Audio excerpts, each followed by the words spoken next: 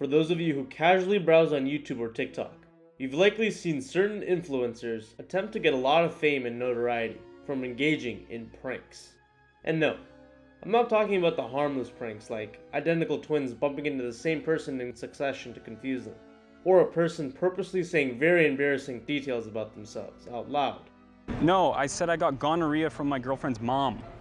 I'm talking about the harmful, disruptive, and sometimes outright dangerous pranks, like stealing someone's dog, walking into a random stranger's house unannounced, or whatever this is. Oh my god! Whether it is theft, breaking and entering, or harassment, all of these pranks have something in common. They are literally crimes. And one kind of criminal prank that led to disastrous repercussions is the swatting of Andrew Finch.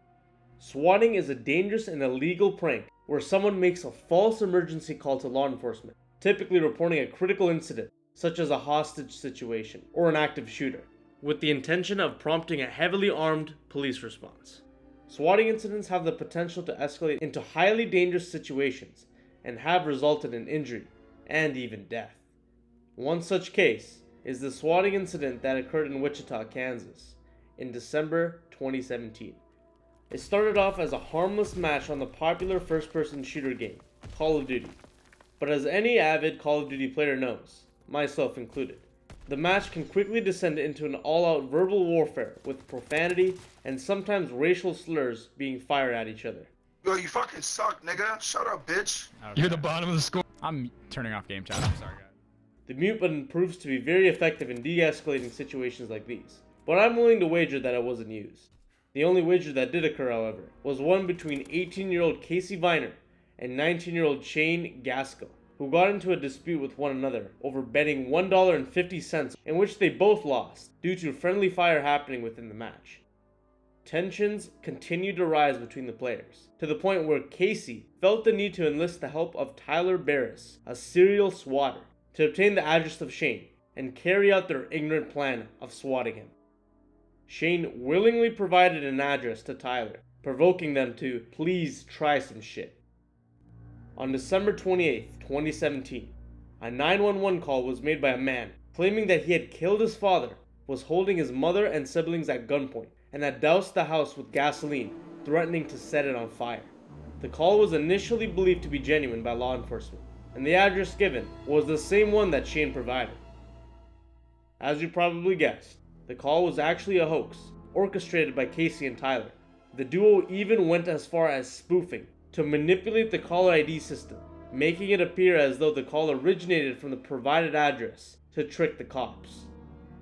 The police weren't the only ones tricked, however, as unbeknownst to the duo, the address Shane provided was a prior one, in which Andrew Finch, a completely unrelated individual who had no involvement in the dispute, currently resided at. What happened next was truly terrifying. When law enforcement arrived at Andrew's house, he opened the front door, unaware of the chaotic situation unfolding outside. The officers, believing Andrew to be the dangerous and armed suspect, shouted commands at him. In a tragic turn of events, Andrew made a sudden movement toward his wristband, possibly misunderstood as reaching for a weapon. An officer, Justin Rapp, fired a single shot in reaction, killing him on the spot. The incident drew widespread attention to the dangers of swatting and sparked a discussion about the need for stricter penalties for those involved in such acts. The men responsible for making the hoax call, Tyler Barriss and Casey Viner, were eventually arrested and later pleaded guilty to federal charges related to the swatting incident. Tyler was sentenced to 20 years in prison, a sentence believed to be the longest ever imposed for swatting, according to prosecutors, whereas Casey was sentenced to 15 months and a 2-year ban from gaming after pleading guilty to conspiracy and obstruction of justice. Shane Gaskell was eventually sentenced to 18 months of prison in September 2022. This case serves as a chilling reminder of the potential consequences and risks associated with dangerous pranks like swatting, where people like you and I can have no control over and fall victim to like Andrew Finch did. Not only does it put innocent lives at risk, but it also places a significant strain on law enforcement resources, diverting their attention from genuine emergencies. It highlights the need for authorities to exercise caution and employ appropriate protocols when responding to emergency calls, as well as the importance of educating the public about the serious legal and safety implications of engaging in swatting pranks. As the popular internet saying goes, play stupid games, win stupid prizes.